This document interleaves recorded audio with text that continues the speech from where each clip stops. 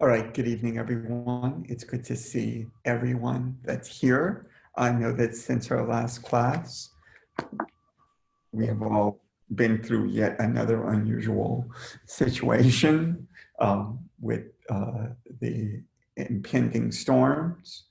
I do want to make a comment about that. There are individuals who are still and will be impacted for a long time to come. And our faculty has recently finished a contingency package for you guys where you have some options. And we're talking about those individuals who have no homes, no jobs, those types of things, or not in the state that cannot even get back home. We're going to do a recording and send it out to you so you can see what your options are for this semester. And we were able to come up with lots of good options for everyone. So I'm pretty encouraged by that. So what my job here for this evening is to piggyback off of what Dr. Shanman shared with you in the previous session, and to extend that moving forward into negative reinforcement. So he should have covered most of the positive reinforcement paradigm. And I'm going to backtrack a little bit because I got a few questions after last week. And I want to make sure that we're able to address those questions. And I'd like to do it in the form of a modified tutorial. That's, I think, really the starting point here. And we'll go as much into negative reinforcement as possible. Dr. Grant? Yes. Did we have class last week? Because I got an email saying we didn't. We did not. None of us had class last week, but Dr. Shanman and I conducted our Adobe sessions privately, our Zoom sessions privately, and we posted those on our YouTube channels. Okay, I'll have to go back and watch it. Mm-hmm. That's why I'm reviewing a few things here this evening. All right, 1 second. Wait, hold on.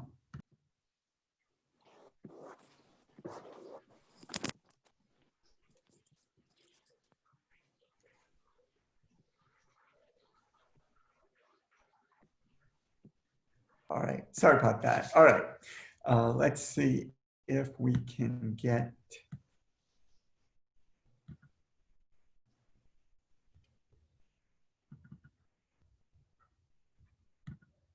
Okay.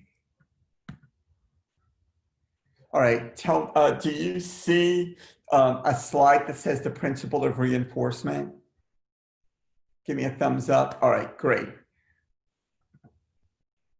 So if you look at chapter 11 and chapter 12, each of those chapters are given separate and unique attention in your Cooper text. And each one of those actually could be a course by itself.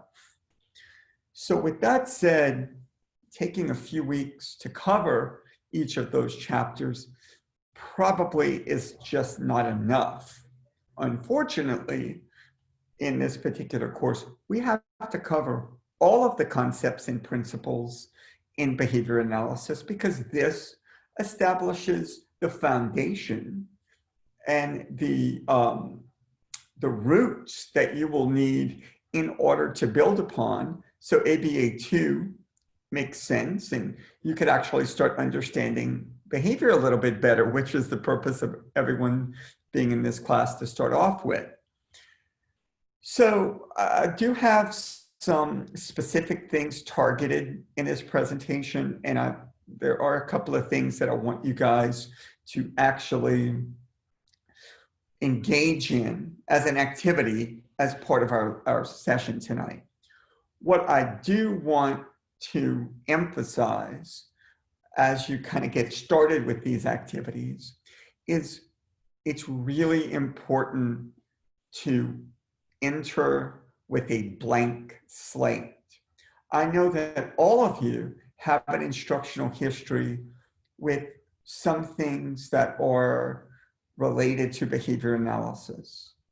However, I highly recommend you wipe that slate clean. And I'm going to be very explicit, in explaining this. Any of that will serve as an inhibitor or a barrier for you learning the science. It's important to put all of your prior knowledge in a suitcase and learn the foundational pieces of the science. Then you're going to go back to that suitcase, open it up, and start plugging some of what you already knew in to the science. And that was explicit advice that I got from my mentors. And I do think that it's important advice because I was in a situation where I had worked in the field of education and special education for almost 20 years before getting into behavior analysis. And the struggle that I had to learn the science of behavior to start off with was because I was hanging on to something from before and trying to compare and use that to help explain. And it just ends up putting you in this tangled web. And there's going to be a time where you could take that prior knowledge out. For others who have been in the field of behavior analysis as technicians, that's what I want to emphasize and underscore. What you need to know as a technician is very different from really having to hold your feet to the fire and understanding the principles of behavior. So for your learning to be at optimal levels, you have to come in with a blank slate or a tabula rasa. And please write that down, say it 10 times, look at yourself in a mirror when you're saying it, because it's such an important part of being able to learn all of this the right way. And that's what I think people kind of forget about. You're learning a science first, just like physicians learn medical science. You are learning the science of behavior. There is only one science of behavior, and you've got to get these parts right for any of these other parts to make sense. All right, we're not going to cover all of these objectives this evening. I kind of tailor-made this for you guys based on some of the emails I've gotten, some of the responses on some of the quizzes, some of the text messages that I've gotten, as well as knowing what Dr. Shainman covered. We're not going to be able to cover all of this evening. I did want to share this with you because I think this is what positive reinforcement can do for us. When we're working with individuals, we want to make sure that the task of educating them, whether it's in a clinical setting or a school setting, becomes the reinforcer in and of itself. And therefore, what's going to happen is learning will start to acquire reinforcing properties. But that also applies to all of us. And we want to make sure that, it's an identifiable part of my professional life. Every day I learn something new. And it really is a critical attribute of what it takes to be successful in the field of behavior analysis. The learning has to become the reinforcer. All right. This is kind of a revisiting of our back cage or get a cab acronym. And I want to make sure that we talk about this frequently, since it is one of the bedrock components of behavior analysis. Definition: do not think of behavior in layman's terms. Behavior is pretty much anything the organism can do. This is an important piece. I want you to take a look at this while I close the door for a second. Might have minimized the noise.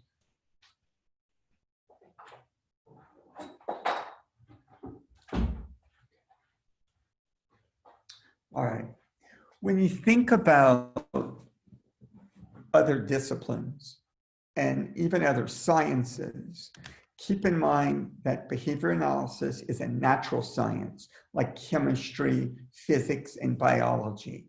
It is not a social science. That's really, really, really important to understand. There's not many sciences that actually have these three parts that make them up. Behaviorism is the philosophy of the science.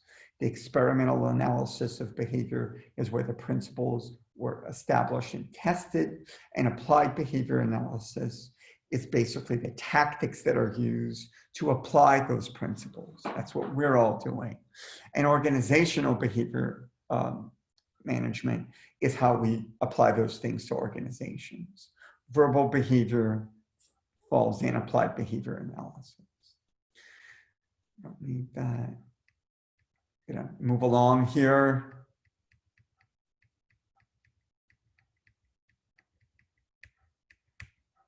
All right. So when we have practitioners that are not on the same page, even if they are behavior analysts, maybe they're not, maybe they don't have the training, it ends up impacting the outcomes for individuals. So for the very children we're trying to work with and help, for the teachers we're trying to work with and help, when we actually don't use the science right, it has a negative but inadvertent impact on the individuals that we're trying to help. That's very important. It's not about being eclectic and getting everybody's opinion in there. You don't do that to fly planes. You don't do that when you're performing surgery. Thank goodness.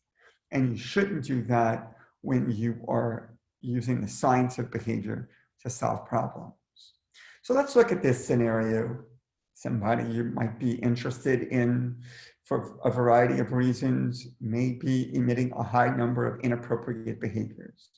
You have data that would actually show that the behavior is occurring at a pretty high frequency, and it looks like the behaviors, the function of those behaviors would be attention seeking based on the data that you've collected. So you've developed this planned ignoring tactic to put in place, and the principal or assistant principal or somebody else has actually decided they're going to take your child out of your classroom or your therapy room when he's acting up. And maybe the director of the center is doing that. Maybe it's the building principal. So instead of allowing that behavior to actually contact the planned ignoring tactic, somebody else is taking them out to calm them down, to make sure they'll be okay. Subsequently, there is now an increase in the number of inappropriate behaviors. So you've designed this intervention based on the function of behavior, but other professionals in the environment are not on that page and are intervening differently. Obviously, as a professional, you become frustrated, and you start hearing from staff that these strategies are not working. Well, it's not surprising because these strategies are not in place. However, nobody really realizes that to start off with. So here's why that is a common situation when you're intermingling across multiple disciplines.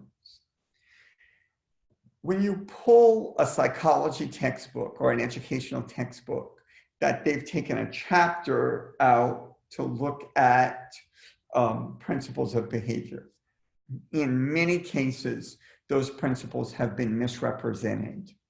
That's why sometimes a lot of us with existing master's degrees in education or psychology get very confused when they take an ABA course for the first time because they don't match up.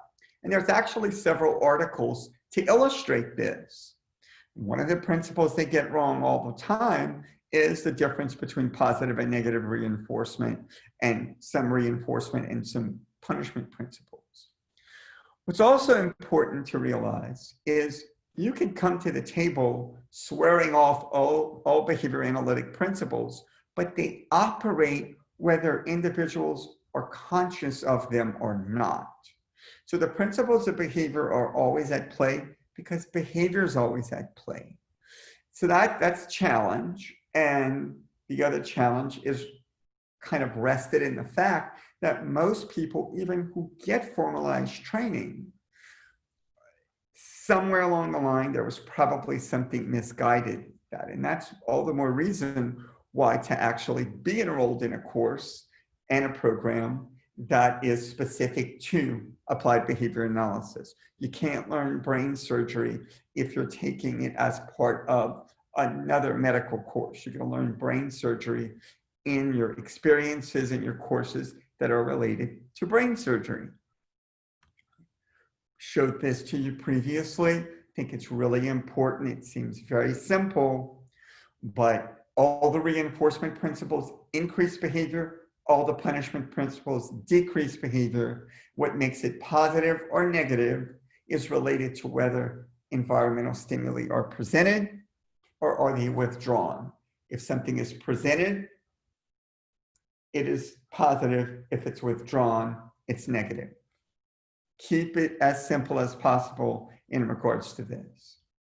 So any reinforcer, whether it's positive or negative, is something that occurs that increases the strength of behavior. Strength of behavior is measured regarding that behavior over time. That's why you need moment-to-moment measurement, whether it's the behavior of someone reading words accurately, figuring out a math problem, saying hello, banging their head. Does not matter what the behavior is. All of those things constitute behavior. So the term reinforcer is not synonymous with reward. It is not synonymous with incentive, and it's not synonymous with bribe. Those are different things. Could be that there's some reinforcers embedded in there, but in and of themselves, those things do not equate to a reinforcer.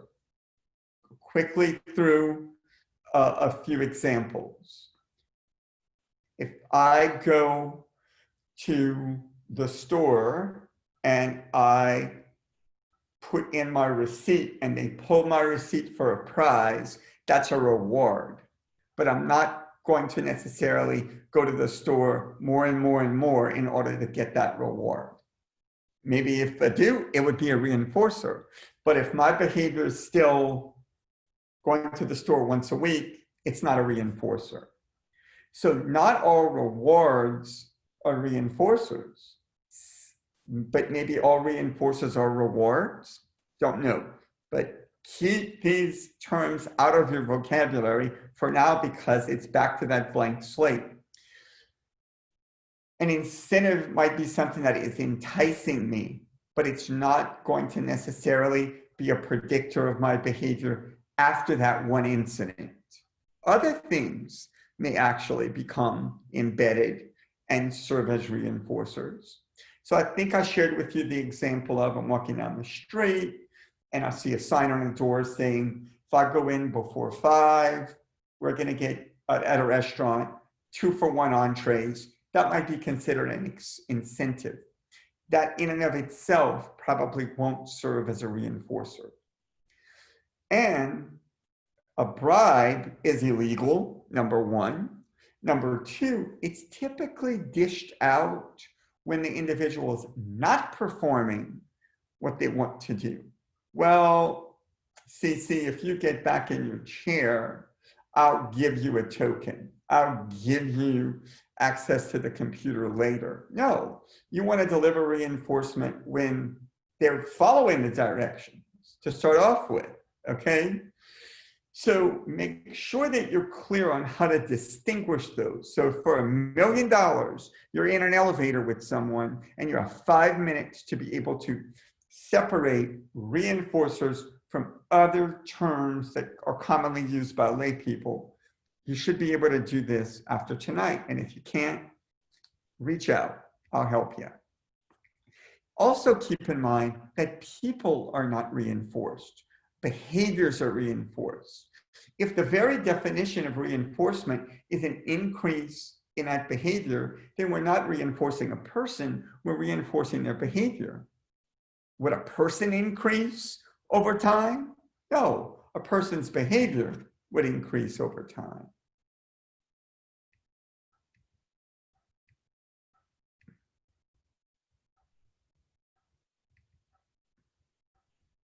Keep in mind that reinforcement of all the principles is the most powerful principle in regards to strengthening or teaching new behavior. And it also will give you a lot of information on why you keep seeing problem behavior, or what most lay people would think as behaviors of interest are in the field of behavior analysis. That's not necessarily the case, of course. We're more interested in teaching new things. We're more interested in developing language, and that in and of itself will serve to push out and replace all of the things that are not going to be good for that person long term. We have 2 types of reinforcement, both of which increase behavior. I'm going to say that 1,000,000 times if I don't say it once. All right. So with positive reinforcement, we're presenting something. Something is added to that environmental makeup. Could be something natural. It could be something that prosthetic that we're adding. Child's participating in circle time. Teacher gives attention. In the future, in circle time, the child's participation continues to increase because of the pairing that is occurring with the attention and the participation. With negative reinforcement, we're taking something away that is aversive to us. An alarm goes off in the morning, kind of gets us up, but we reach over and turn it off. So that snooze button behavior is to terminate the noise that it's making. In the future, we move a little bit faster to make sure we're turning it off before it even goes off. And I'm even to the point now where I beat the clock. I get up, turn off my phone or alarm before that sound can even happen. That increase in me turning off that alarm it's set up by the aversive sound. When you're in the car and the seatbelt noise only goes off when you buckle up, that is completely based on negative reinforcement. And what you'll find is when you start looking at everyday examples, it's endless with things that we encounter every day. We just don't always think about it, or we're not always aware of it. Both positive and negative reinforcement increase behavior. Do they always increase appropriate behavior? Not necessarily. Sometimes they could increase inappropriate behavior or aberrant behavior. It doesn't matter. It's that that behavior is contacting the positive or negative reinforcement. That is what determines whether it increases or not. All right, so here's what you're going to do right now. You are going to get some paper and put a plus or a minus on the paper. You could do this with your hands or this also. So if you don't want to waste paper and write, this is minus, this is plus. All right, negative, positive. Any way you'd like. All right. All I'm asking is that you hold up your sign and you leave it there until I scan the audience. Okay. And don't show it right away. I'm going to call for the responses.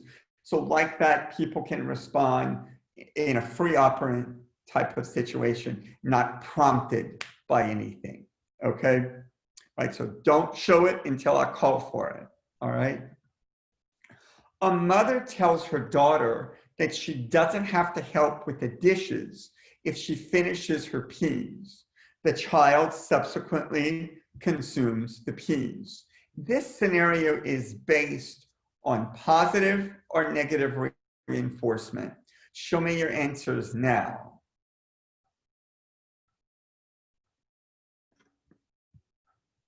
Right? Couldn't necessarily see all of the cards, but it is based on negative. If you can write just a big N or a P or a plus or a minus, that would help me be able to scan the audience a little bit better. So it is based on negative reinforcement. Can someone tell me what's the aversive component that was removed here? Put your mic on to tell me. Doing dishes. The dishes. Doing the dishes, that's right. So we're assuming that dish doing is aversive. If doing the dishes is your favorite thing to do, this contingency might not work. Then we don't have a negative reinforcement paradigm if that's the case. All right, what behavior increased here? Eating peas. Consumption. That's right. Okie dokie. Let's go to the next one. Mindy cries. Mike gives her something she wants and she stops crying. In the future, Mindy's crying increases. Is this an example of positive or negative reinforcement? Show me your answers now. Right? Okay. It's positive. It's positive. Try to show it a little, if you're going to use your hand signals, show it a little bit higher because sometimes your cameras are cutting you off at the neck. All right, so do it right in front of your face here. It's positive. So what was added, what stimulus was presented in this example? Can someone tell me? Mike gives her something she wants. All right, so whatever it was, toy, attention, whatever it was. All right. What actually got worse? Her crying.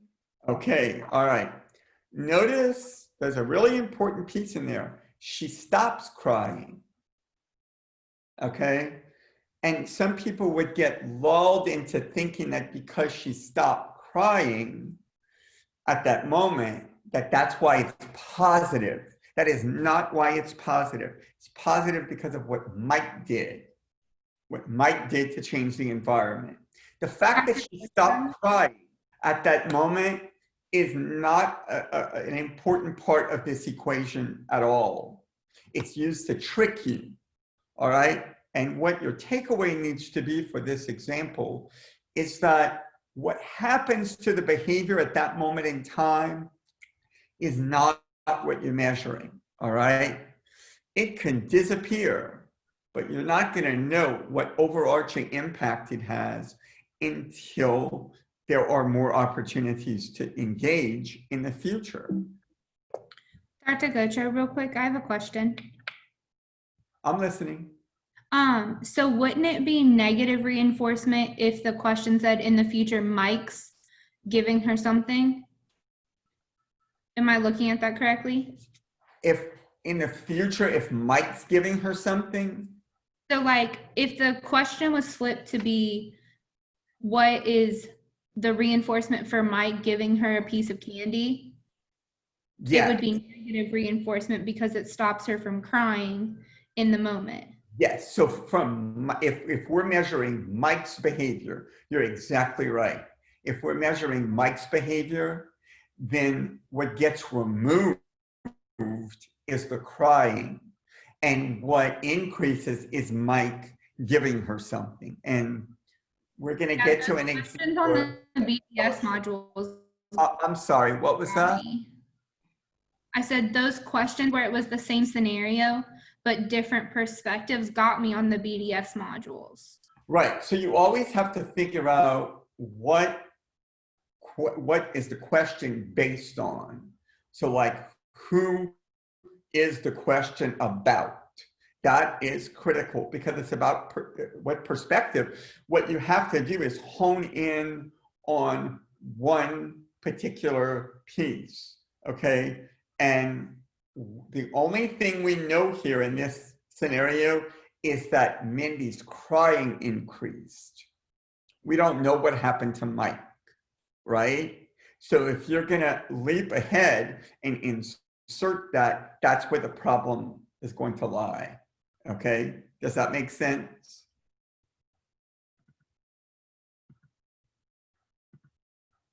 Yes, that makes perfect Okay, sense.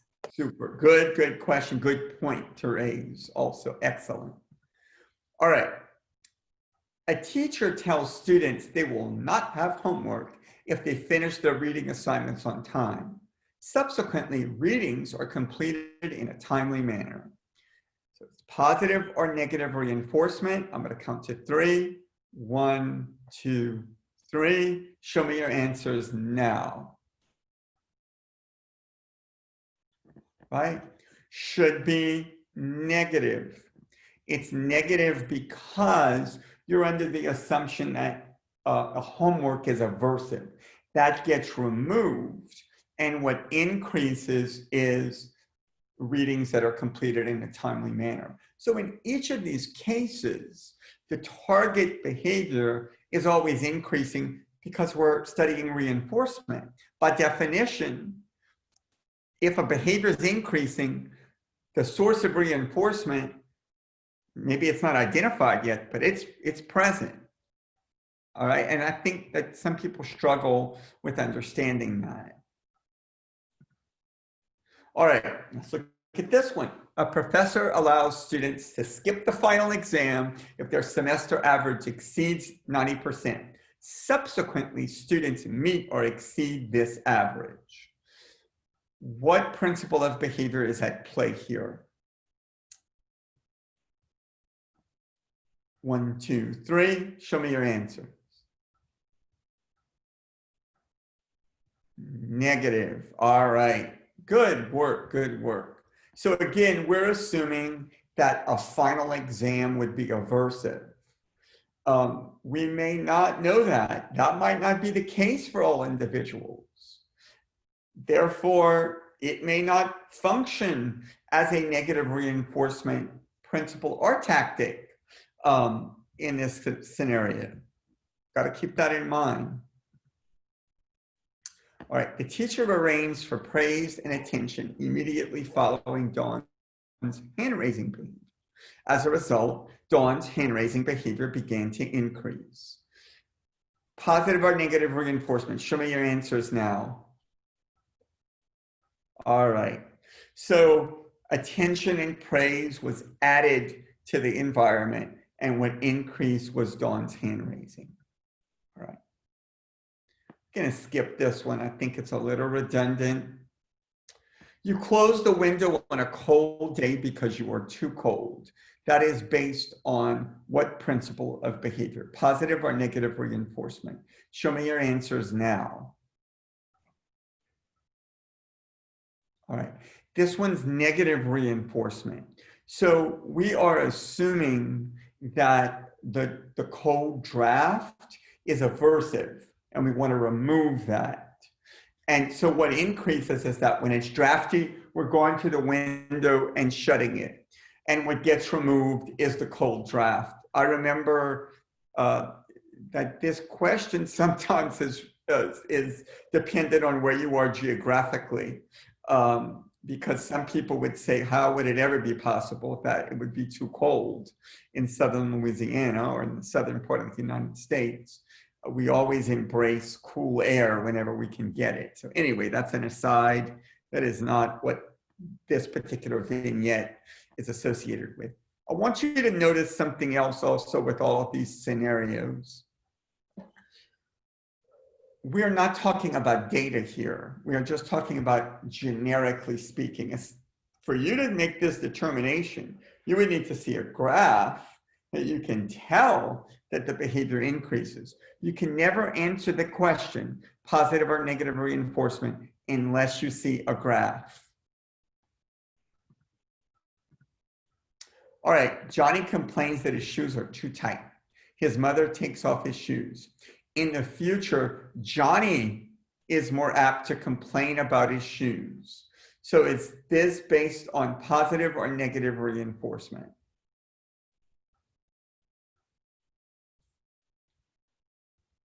Show me your answers now. Negative. All right.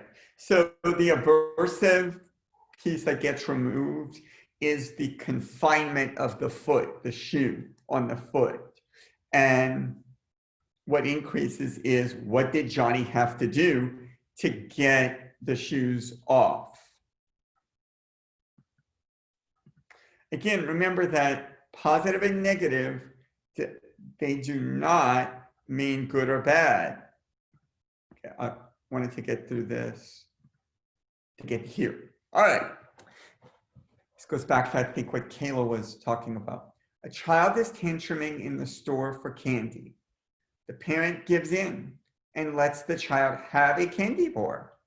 The tantrum is reinforced in one way by the candy, but the more powerful event is that the parent is reinforced in another way for giving in, since the public tantrums, so aversive and embarrassing for the parent, actually stopped. And this is where, in behavior analysis, I like to call it the wheel of doom. Those of you that have Apple computers, when you get that colored wheel, that's another wheel of doom. But this is another one. So I'm looking for two answers here, one that goes in the first blank and one that goes in the second blank. So we're going to have plus plus, minus minus, in, PP, or minus plus, plus minus. Those are your choices. All right. Show me your answers now.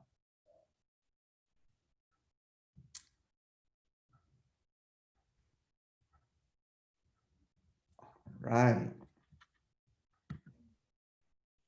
Okay, so the first tantrum, the first blank with the tantrum, that's positive reinforcement. Tantruming increases and the candy gets delivered.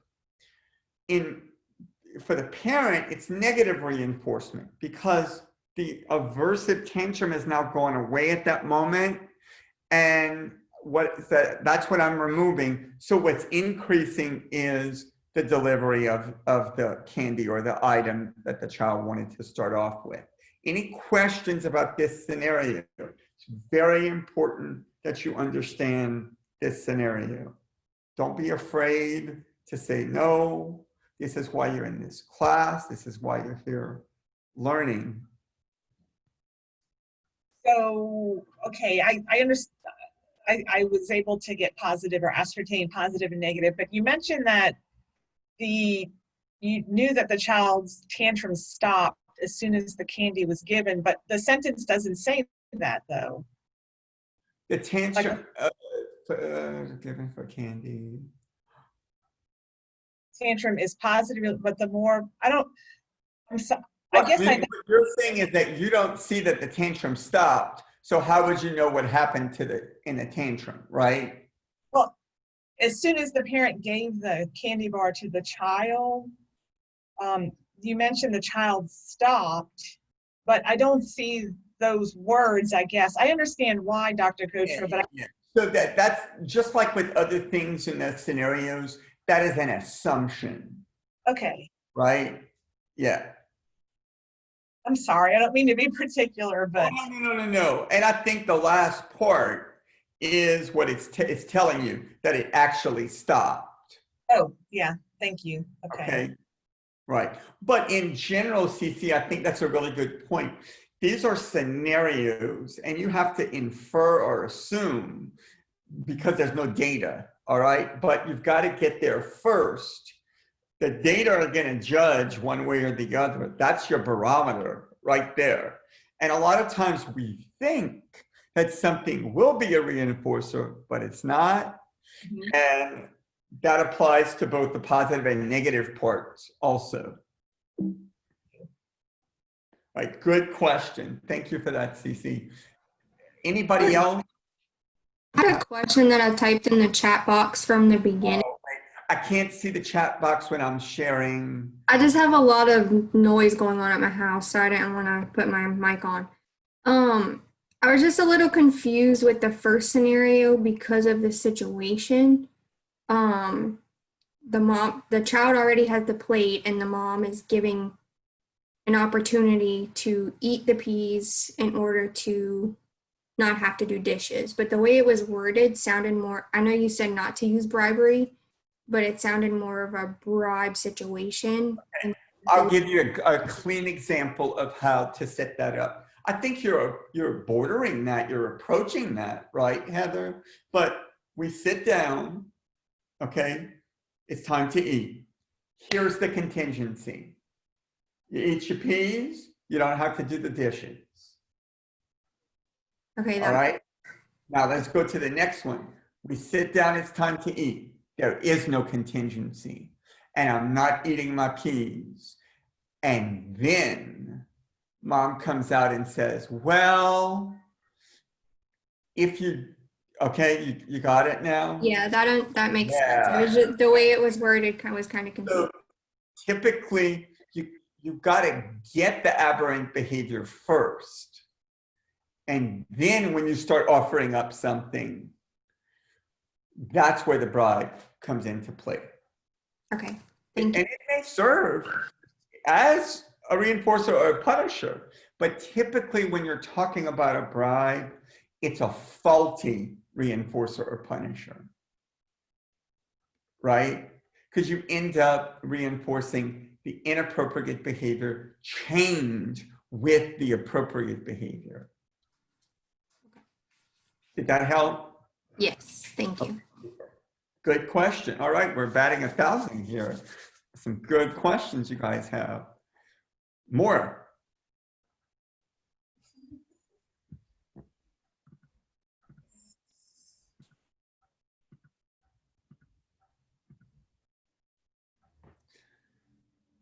All right, if you think of something, don't hesitate, and just keep in mind, I can't see the chat window.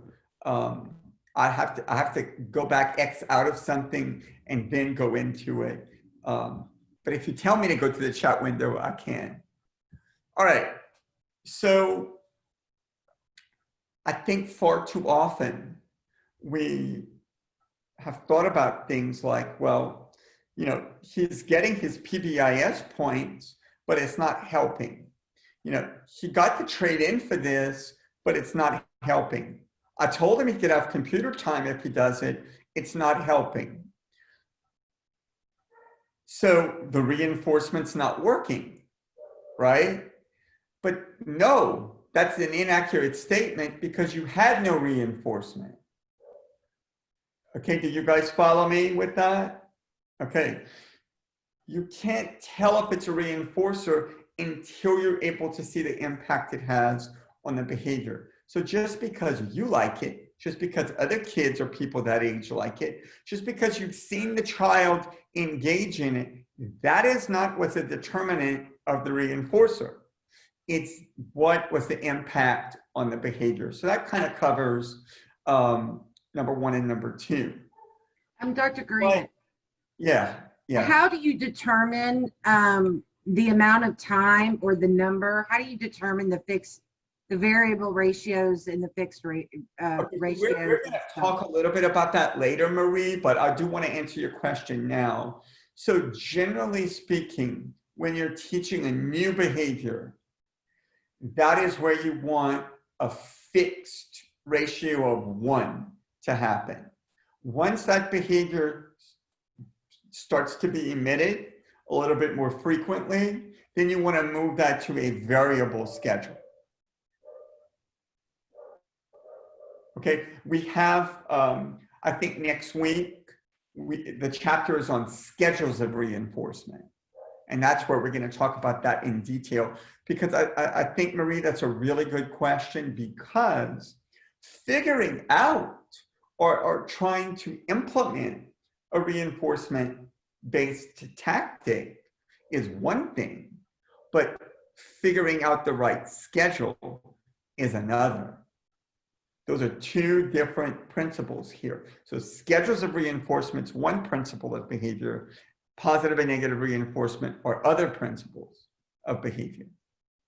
But we do know that when we want to strengthen a new behavior, it should be immediate.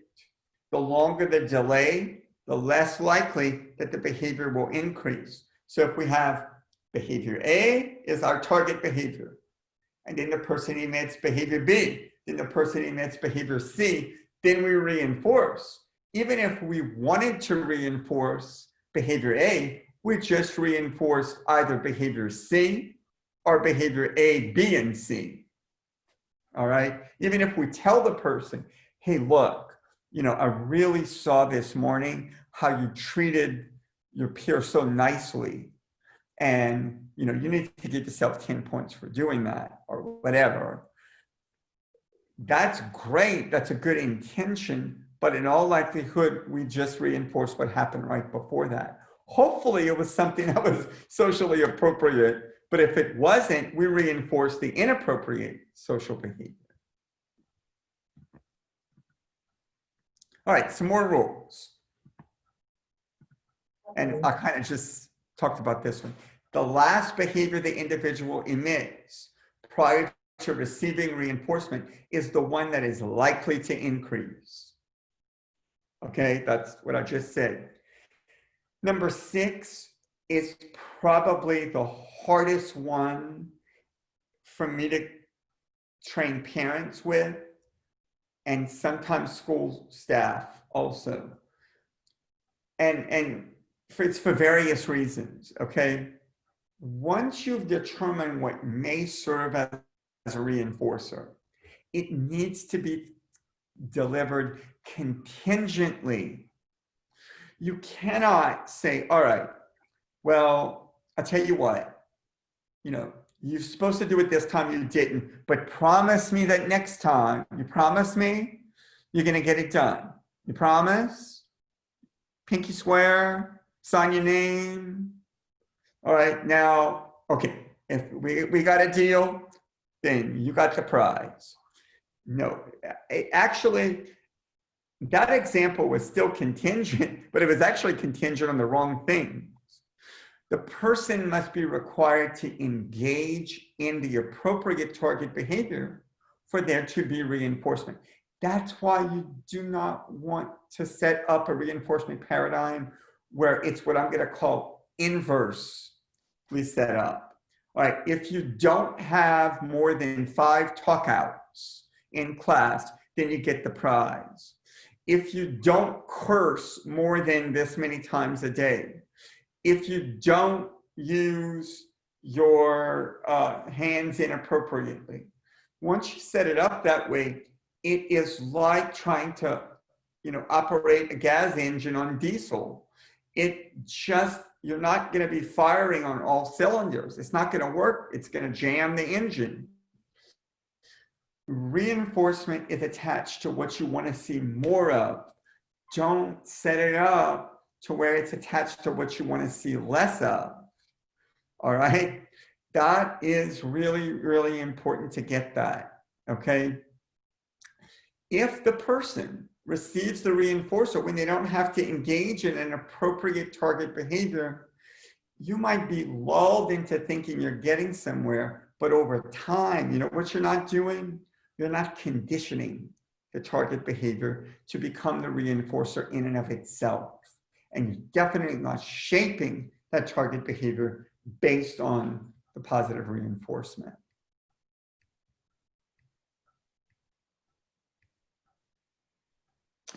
talked about reinforcing frequently, talked about reinforcing on basically a fixed schedule and over time. All right, any questions before we move into types of reinforcer?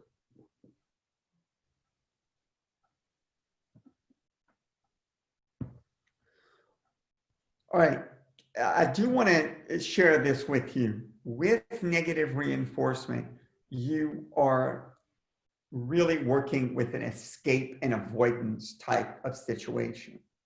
So does anyone know the difference between escape and avoidance? How would you explain that?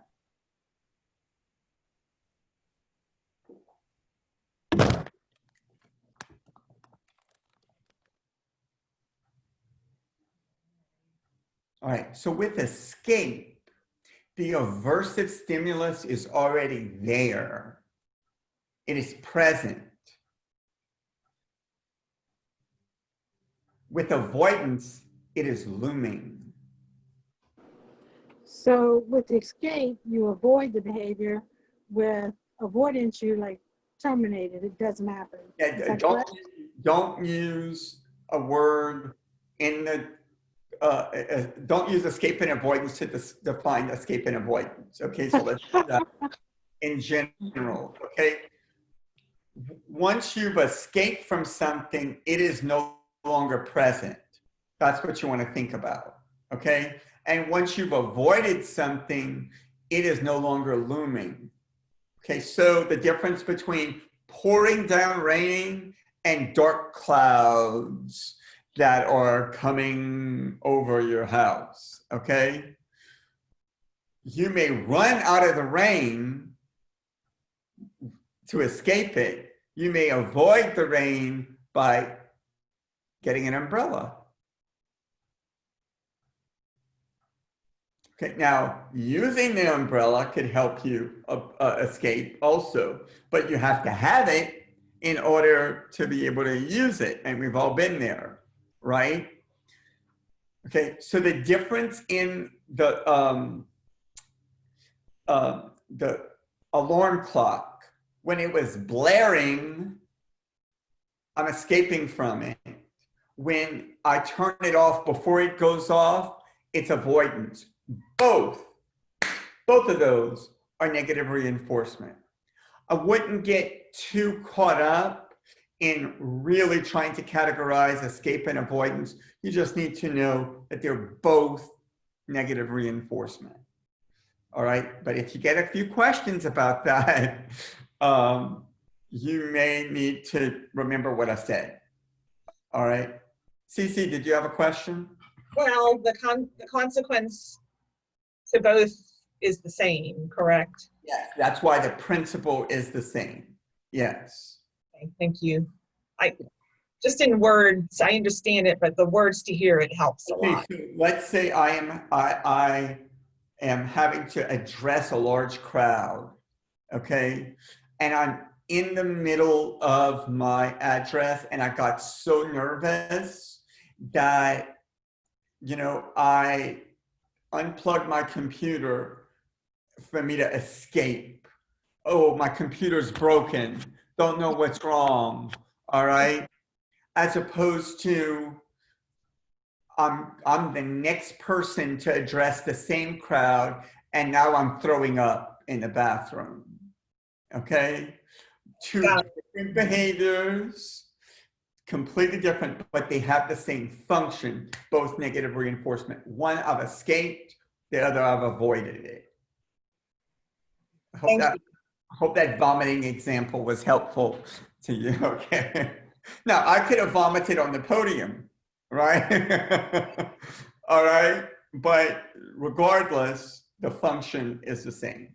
All right, oh, I want to go ahead here. All right, let's start thinking about this. Like I said, there are classes that we have set up just on positive and negative reinforcement. So this is very, very detailed and deep.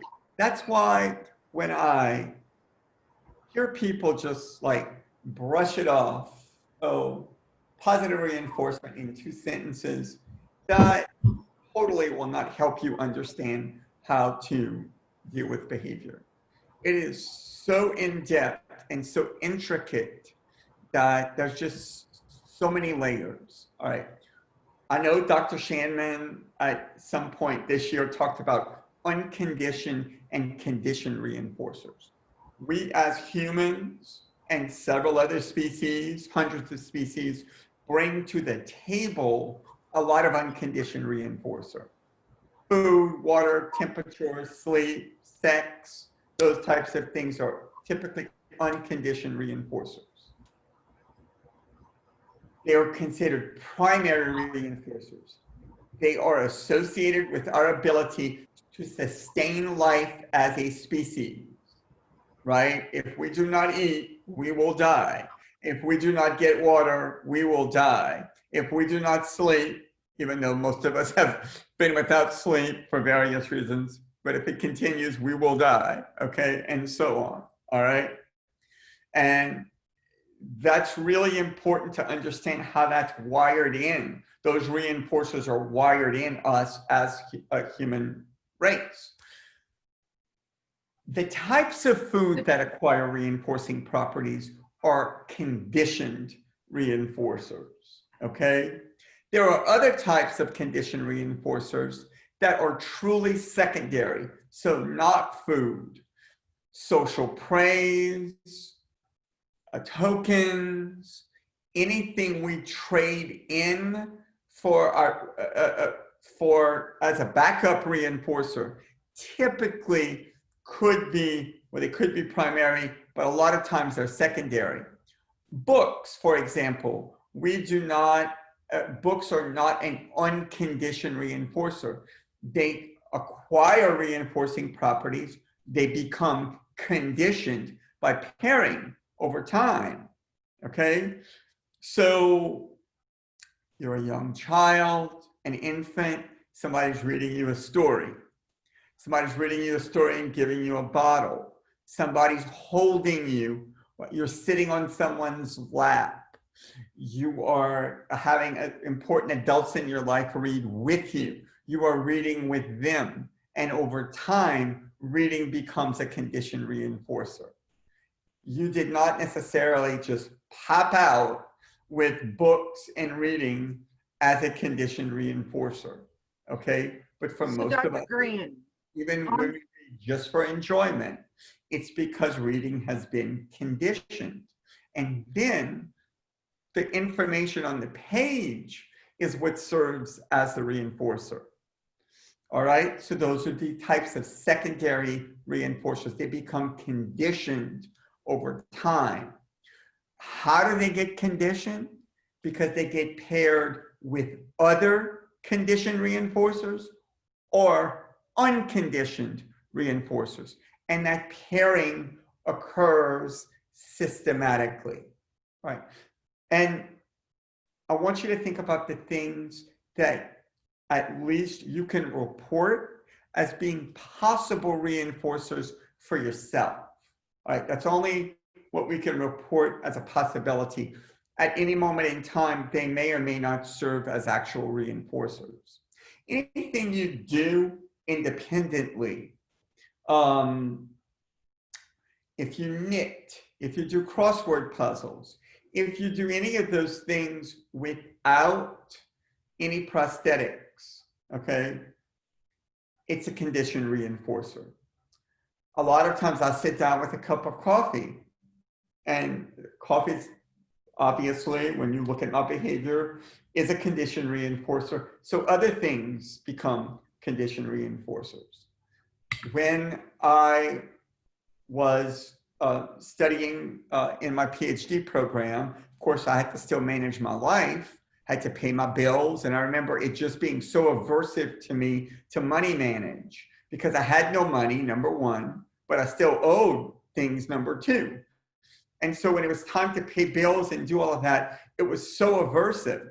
Well, I paired paying bills with drinking Heineken, all right?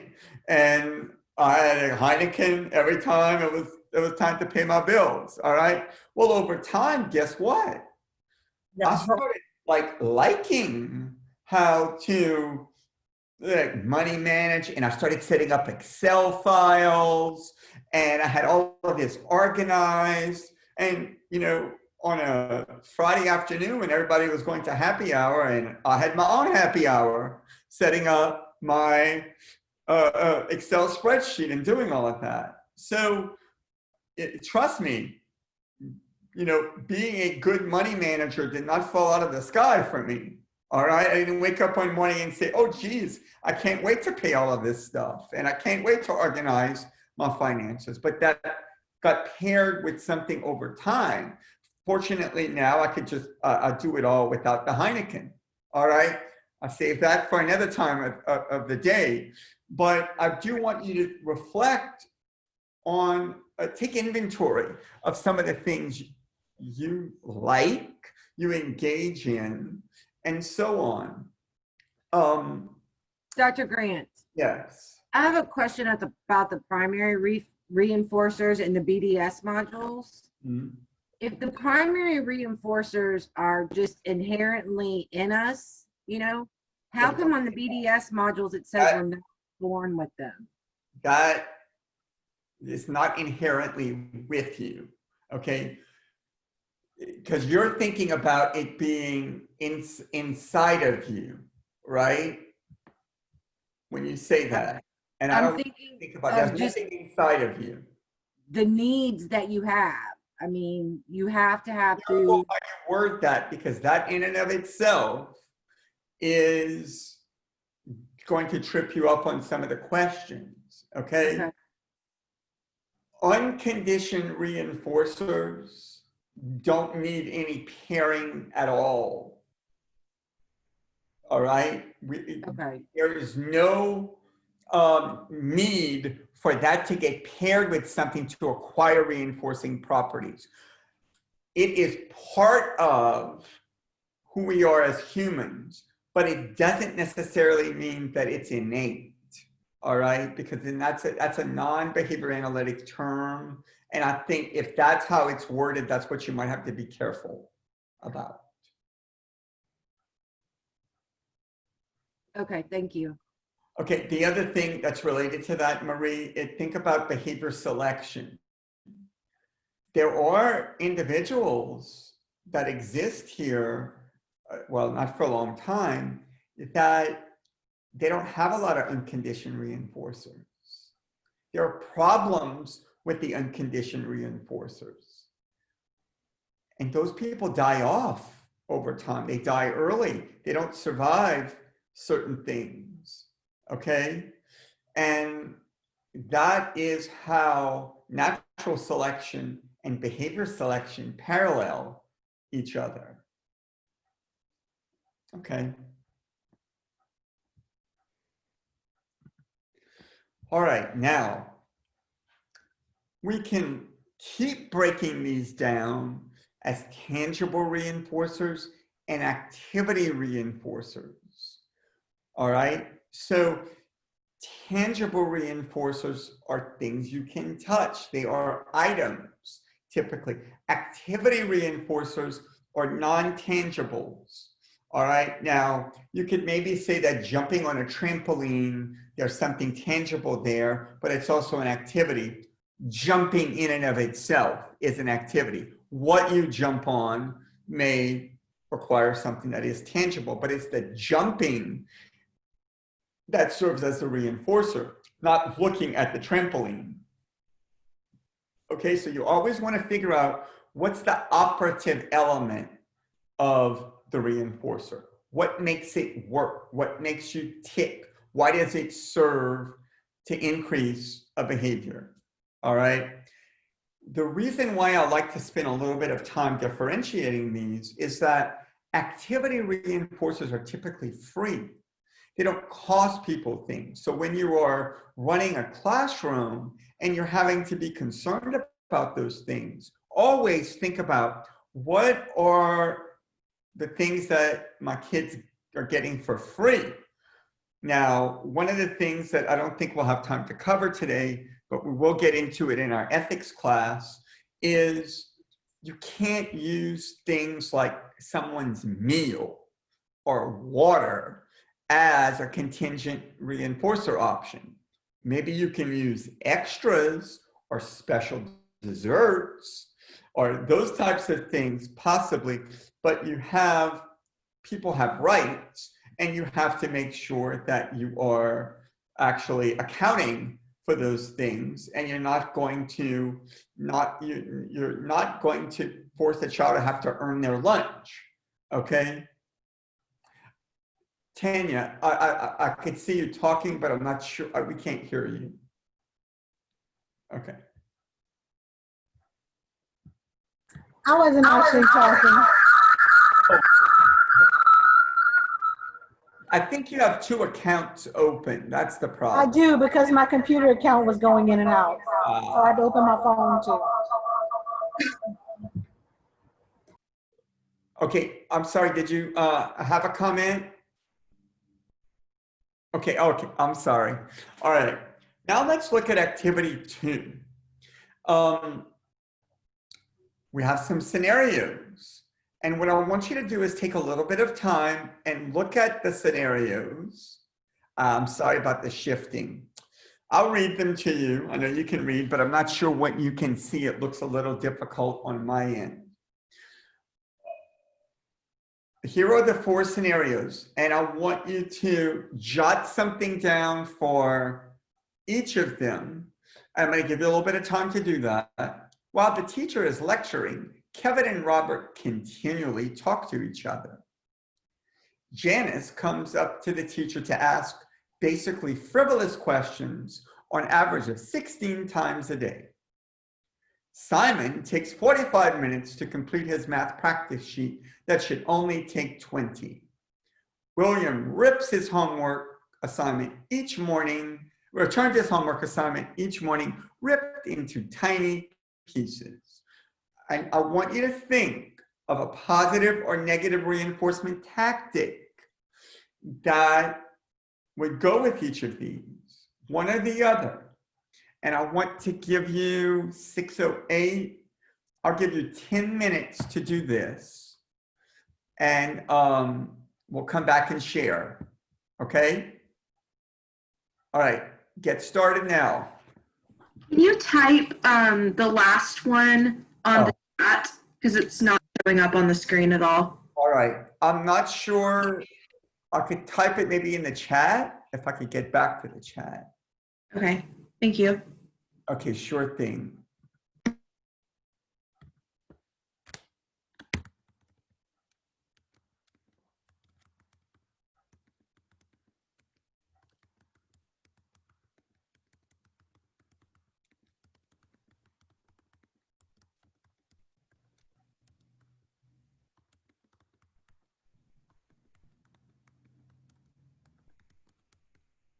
Okay, should be there, Avery.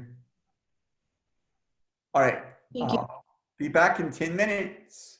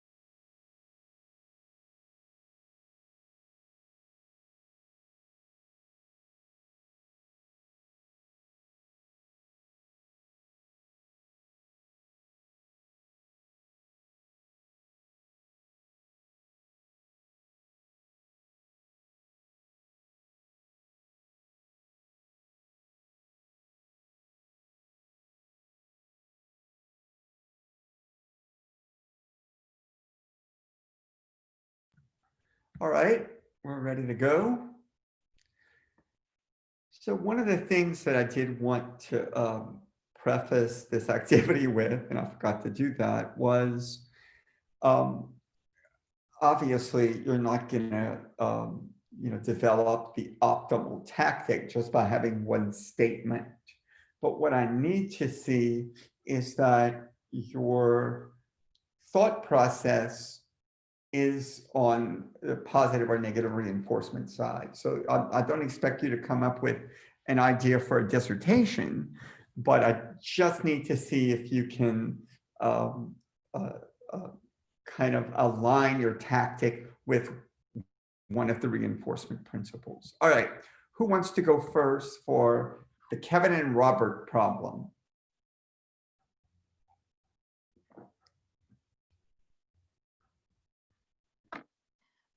I said, if Kevin and Robert are focused the entire times of lecture, they will be able to have free time at the end of lecture.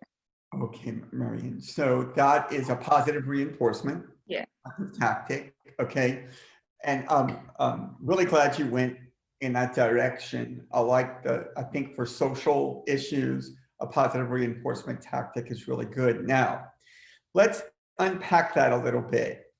So, and I'm glad you framed it the way you did, because it made me think about something right away. If Kevin and Robert, if this is really problematic in the lecture, in all likelihood, they're not going to be able to make it through the whole lecture. That is too big of a leap.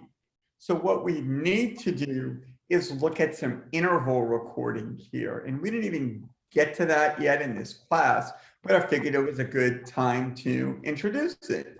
So what you would do is this. Let's say in a 30-minute class, Kevin and Robert talk to each other 20 minutes out of the 30 minutes. Hey, I'm going to get something to eat.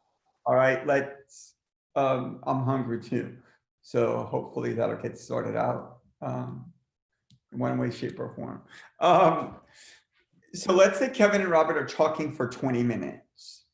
And so what you would do is you would set up 1-minute intervals, and you would want to reinforce them for appropriate classroom engagement for each of those 1-minute increments. You would define that. You would give examples and non-examples of what appropriate classroom engagement is. That's not a behavior, but the things you would be listing there would be. And as long as they're doing one of the things on the list, they get a plus for that interval. Then at the end of the 30 minutes, you'd set up a contingency. If they have 90 of those 20-minute intervals, then that's where the trade-in would be.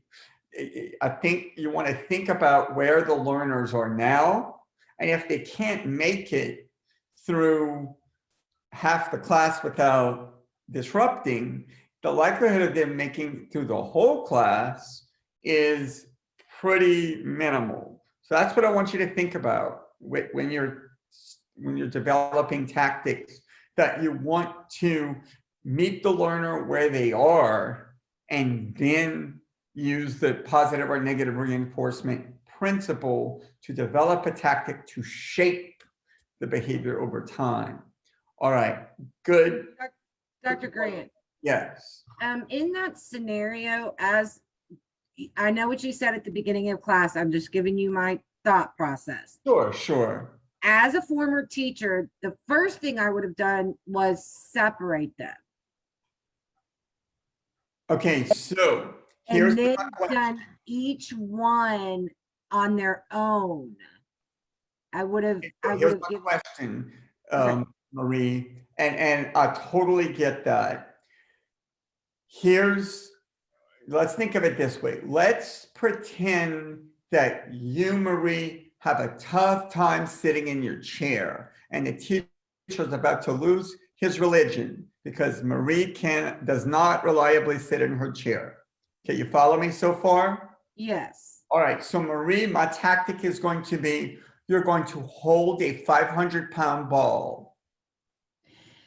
I understand, right, and I get that, and I understand that. I'm just saying, in this scenario, there's two people, Yeah. okay? And together, they're causing Right, that's the exactly area of right. concern. However, by separating them, Okay, so here's my question. When you put them back together again, did they learn how to sit next to each other and not continually talk? That's the question. and that's where I guess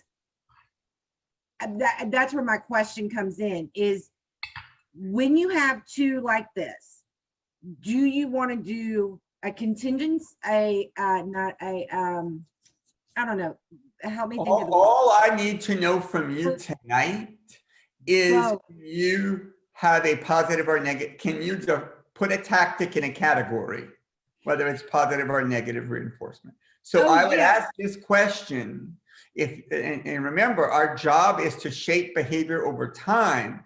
Separating them, would that have been a positive or negative reinforcement tactic? Well, that's what I was gonna, that was, wouldn't it be Either. punishment for them, What's but that? negative reinforcement for me? I don't know if it would actually, it would account for your behavior, but it would not account for any of theirs. Okay, on their side of the perspective taking stick, it's an antecedent-based strategy, so it's not a reinforcement strategy at all. Okay, Okay, okay, but that is not going to allow you to shape behavior over time, because the question is, what consequences are going to be influencing the actual problem behavior? The problem behavior is Kevin and Robert are sitting together, right? And they're talking. So the talking is more evident when they are together. So that's where you want to make sure that you have your tactic.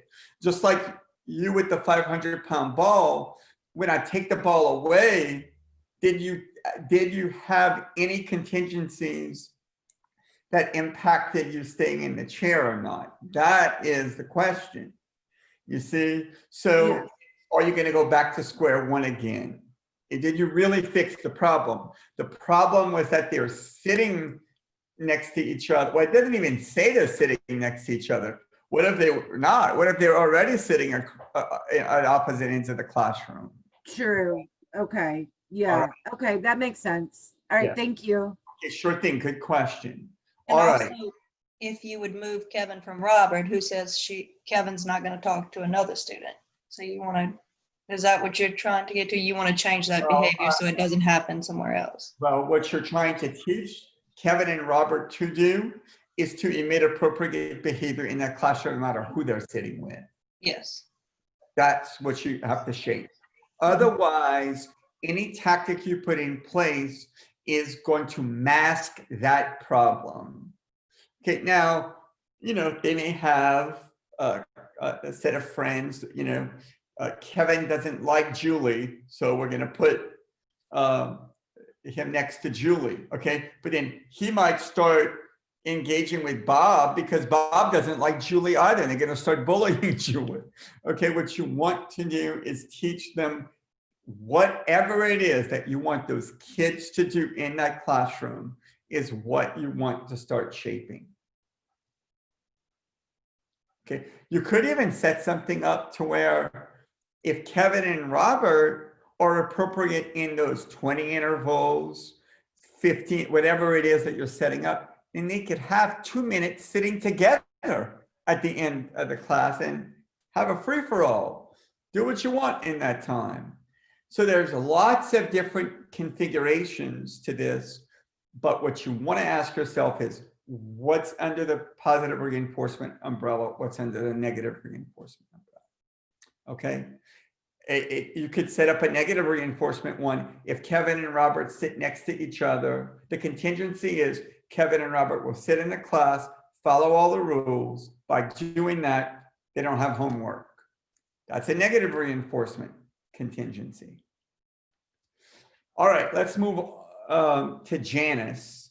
who just won't shut up. That Janice, I tell you. All right, who can give me some? Dr. Gotro, I had a scenario. I'm sorry? Oh, I was saying, you were kind of cutting in and out, so I'm sorry if I interrupted you. I was saying that I had a scenario for Janice with All a right, DRL. let's hear it. I'm ready. Oh, okay. So I was saying a positive reinforcement schedule on a DRL. Mhm. So what would be your first starting point? To where you like systematically lower how much from the treasure box. So where would you start?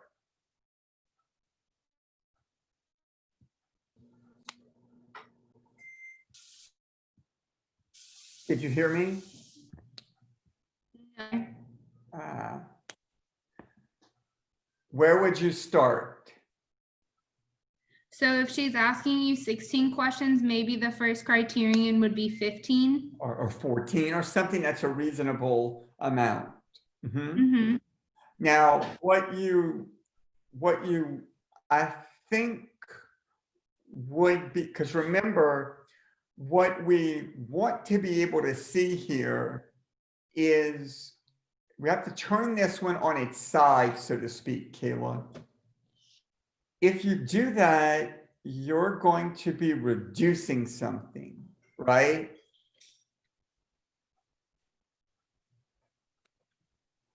Right? I'm so sorry, Doctor. So what you want to try to think about is how many times is she asking Repeat that, please. an appropriate question?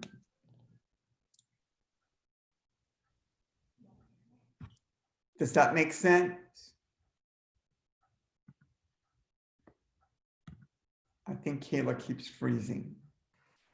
I actually did the same thing for this one, and then I realized after, because I did it for 2. Yeah. So what you want is, if she's asking 16 frivolous questions a day, how many relevant questions is she asking? Okay, and so when she talks, it either goes into the frivolous question basket or the relevant question basket. Now, if it's a relevant question, I think most teachers would want that. Okay, so what you want to start reinforcing is you want to reinforce the relevant questions and ignore the frivolous questions. So we take data on Only thing about the DRL that is problematic is that it's going to set it up almost as a punishment paradigm, in that you have a behavior that's decreasing and you need an account for that. And you won't be able to get to one. What you're going to find is that the relevant questions and the frivolous questions hopefully are incompatible. So it's kind of like a DRI in some ways, which you'd get to see an increase in the incompatible behavior. Did that make sense? Hello? so would you take data on both the wanted questions and the frivolous questions? Mm-hmm. Like, I want to know this. Is Janice talking 100 times in that class and 16 of those are frivolous? Or is Janice talking 16 times and all 16 are frivolous? There's a much different story there, right? Okay, so again, you need to turn this one on its side. Wouldn't you want to, Yeah. wouldn't you want to find the reason for it? What's that? Wouldn't you want to find the reason for it? A reason for what? For her coming to my desk 16 times Well, to ask me random stuff. Well, you got the reason. The first question is, are you responding to it? If you're responding to it, it is being maintained by that. So that totally, you always want to try to figure out the function, of course. But the first question is, when she asks that question, what am I doing? If I'm telling her to go back to her seat, that's the consequence, and that's what's maintaining the behavior. So what you are doing in response is that is the reinforcement for that behavior. Every behavior has to have a source of reinforcement or it can't exist.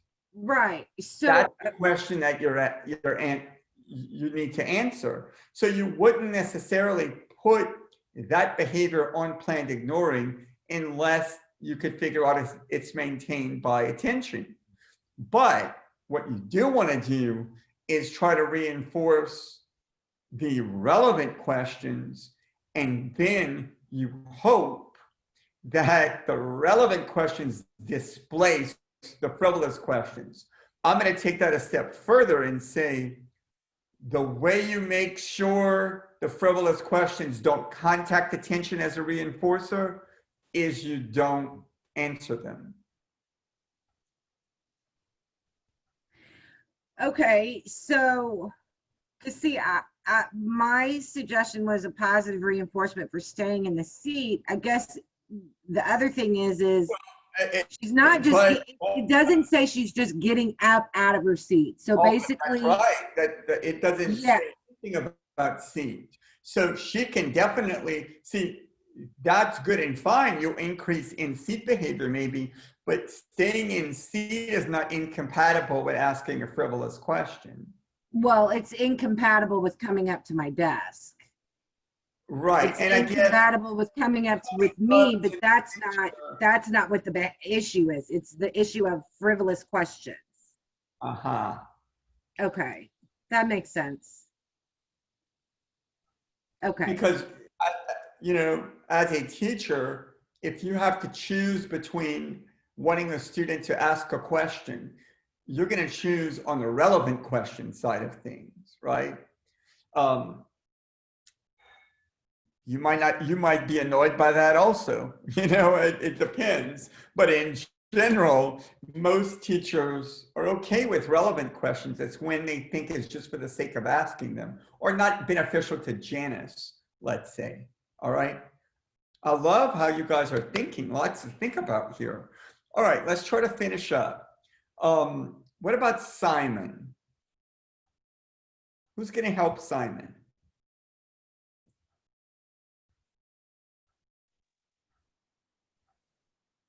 I can try to help Simon. All right, Marie, let's see if we can help Simon.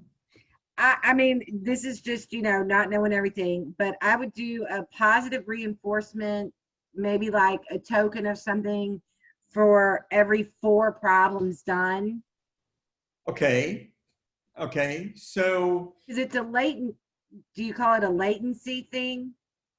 actually, this one is likely duration. Okay. What we don't know with this, Marie, is does it take him 45 minutes because he doesn't get started on time? Or does it take him 45 minutes because between each problem, he's lollygagging? Okay, so don't know. Okay, we don't know that, but what we do know is that he's taking 45, it should take 20. So we have an opportunity to do some positive reinforcement here. And I like the fact that you want to do it every 4 problems.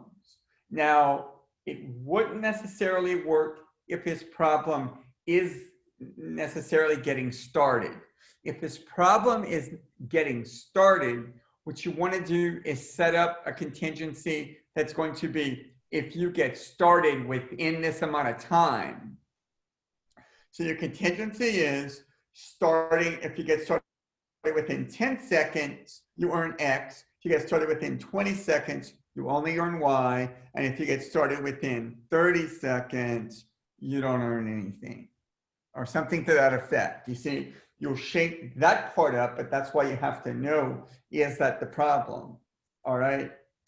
I like the fact that, and we don't know how many problems he has, but let's say it's 20 problems. I like the fact that there's going to be reinforcement in what you suggested at the end of 4, because then you don't have to wait until he does the whole thing. However, what you want to think about is there's always something called post reinforcement pause. So right after you're going to reinforce for the fourth problem, he's going to stop doing the problems for a little while. Then it's going to start. So the way to combat that is have another contingency in place for getting started on time. That's going to eliminate the post-reinforcement or minimize the post-reinforcement pause. So there would have to be different reinforcers. So he'll be satiated on the first one, in all likelihood. Don't offer up the second reinforcer. It needs to be something very different and something he's not satiated with. So Okay. I did the 4. Marie gave me the reinforcer. Now I have another contingency to get started with the next 4 quickly. That's why you probably need to layer some contingencies like this.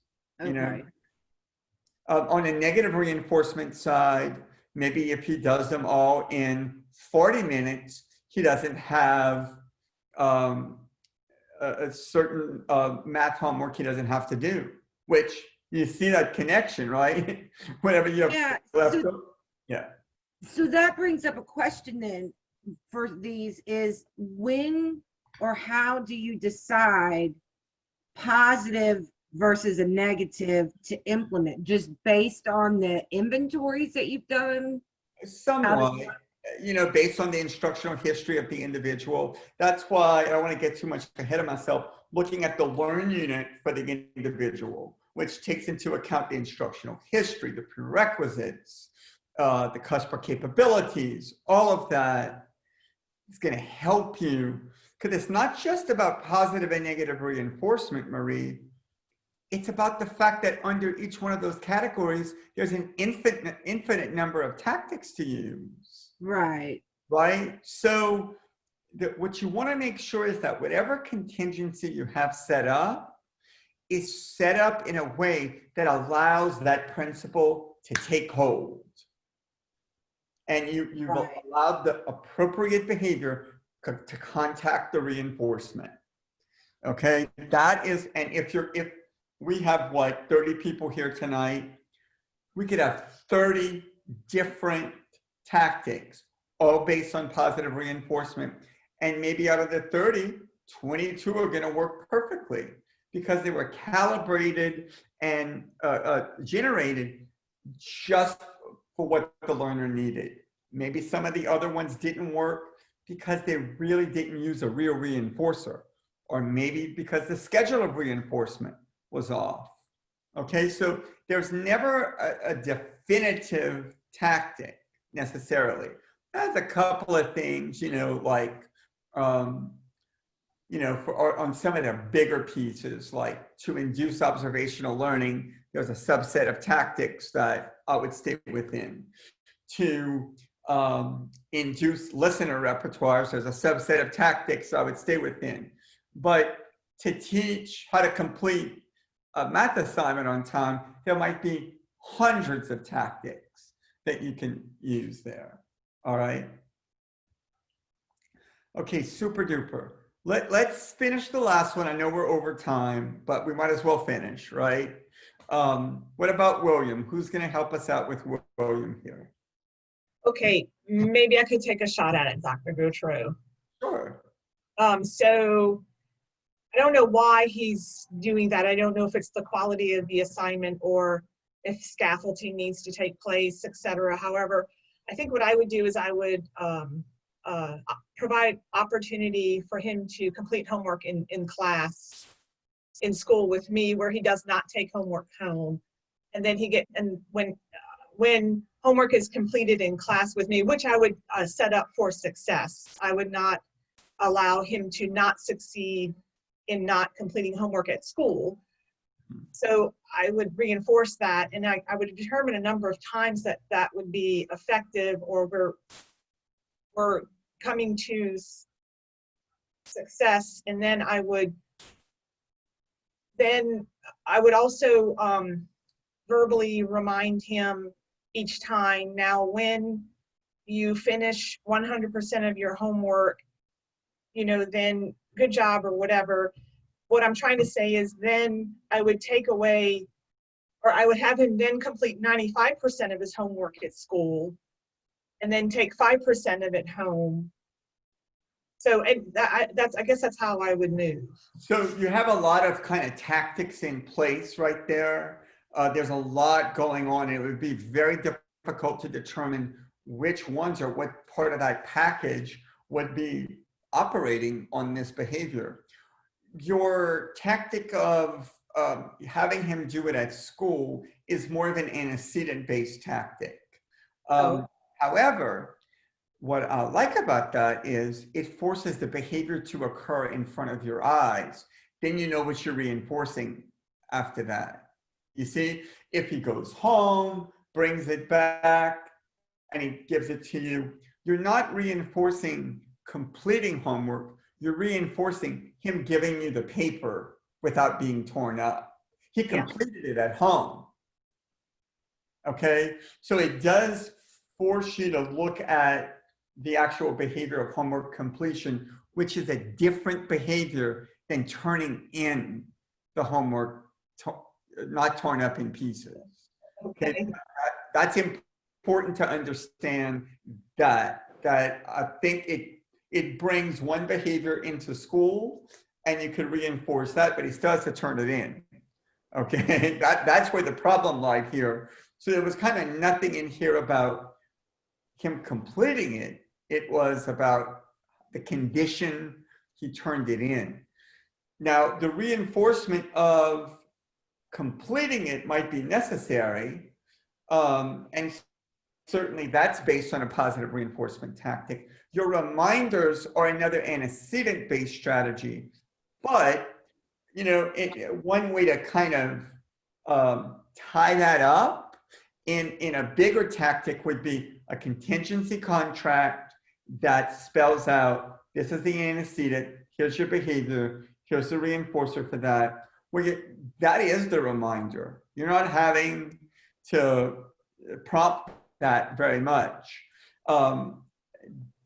That, again, at this stage of the game, even with the contingency contract, which is a tactic based on positive reinforcement, it's going to be too jumbled right now to figure out what element of that, or did we need all of the elements for it to have an impact. When you're thinking about tactics, and this might go back, I think Marie stepped up for a second, parsimony, parsimony, parsimony. You want the simplest explanation to govern the tactic selection. So you want to figure out what is the simplest tactic to use to get the behavior shaped up. You might not need to do all of those things. And that's what you want to think about. Very, very, very important with that parsimony. Make sure you go back and I think that's in chapter 2 or in chapter 1, if I'm not mistaken. It's one of the tenets of science. Parsimony, the simple, I rule out the simplest explanations first before I go into something more complicated. Think of it this way, Cece. You want the biggest bang for your buck. So you want to do the least to get the most, right? That sounds horrible, but if you're spinning 2 plates and juggling 4 balls, and that is what's going to get the child to turn in homework, or you can actually throw 1 dart at something and you got it done. I'm going to throw the 1 dart, partially because I can't juggle at all. All right. I have a quick question. Yeah. Let's say we took and so the days he comes in with it ripped up, I have him recomplete it at say his recess or his free time. And therefore, would that be a positive reinforcement because I'm making him do it during his time? I'm adding something? Okay. Anything you do after the aberrant behavior, that's part of a correction procedure, which I think is what you're describing, Tanya. That's a punishment procedure. Because you're going to learn about punishment. There's one of the components called overcorrection. And so that is what you're describing. So what you want to see with that procedure is that the ripping goes down. Yes. But however, I'm trying to decrease. I get it. what you really want to see is that the boy's turning in the homework and he's completing it and turning it in intact, right? Okay. Look, Yes. I will tell you this right now. We have had to shape these things in such little pieces. All I want with this scenario is him to turn in the homework blank, not torn up. You don't have to do anything. Just give me back the paper in the morning, and that's what we're going to reinforce, okay? Yeah. Then we're going to work on completion. Part of what I wanted this takeaway to be for you is that the behaviors associated with homework completion are different from the behaviors of turning in the assignment. Those are separate things. Yeah. So here, oh, I have a question, but I can wait if you need to wait. Go ahead, go ahead. So for me though, the behavior of him, you know, we don't know why. I understand that, and but I would not. I guess I'm going back to, let's not have him take his homework home because it's coming back in the morning ripped. So I'm already.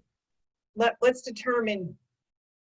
I guess part of what I was trying to do was to determine reasons why, but the fact that he's not taking it home, I know that it will come, it's whole because it's whole with me now. We completed some problems. Right, so here's my question, CC. It kind of goes back to the Kevin and Robert problem. Let's say you let him do it at school and he turns it in without being ripped. Right. Okay, and then you're like, well, I'm gonna let him do it at home and it comes back ripped. Well, what I want you guys to focus on is what is the problem at hand. All right, that is what we are charged with. Okay, the problem at hand is that he's returning his homework ripped. We need to take all of those environmental considerations, and we don't want, do you want him to bring that homework back from home ripped? No. So what you want to do is you want to make sure that whatever is maintaining that behavior is no longer in place. All of the things you suggested, I think, are good things to also put in place at some point in time. And maybe you're going to have a problem with those things. Maybe you're not. Maybe once you actually get them to return the homework from home not ripped, it might have an overarching effect to everything. The homework's done, it's accurate, all of that. But the problem at hand in this scenario is bringing the homework from wherever it is, home, study hall, whatever, ripped. And that's what has to be addressed head on first. The reason why it keeps coming in that way, it's contacting reinforcement somewhere if that continues to happen. And what your job is to figure out the source of reinforcement for that behavior under those conditions and cut it off. He may have a situation at home where nobody helps him and he can't do it on his own. And maybe there's some really horrible things going on at home. Maybe his dad's beating up his mom and there are drugs being sold in the home. Maybe all of those things are happening, but you still don't want to bring it home ripped. Dr. Gotro. That's the difference. Yeah. I'm sorry to interrupt. Do you mind if I switch over to Dr. Shaman's class? Oh, no. We're gone. We've been out for a while. Yeah. Okay, right, thank you. You guys have a good night. We'll see you soon. Thank you so much. It was a very engaging class, but focus on the task at hand. Don't get too far ahead of yourself because you're going to not be able to build your foundation, and you need to build your foundation. Okay? All right. I'll see you in a couple of weeks. Okay, thank you.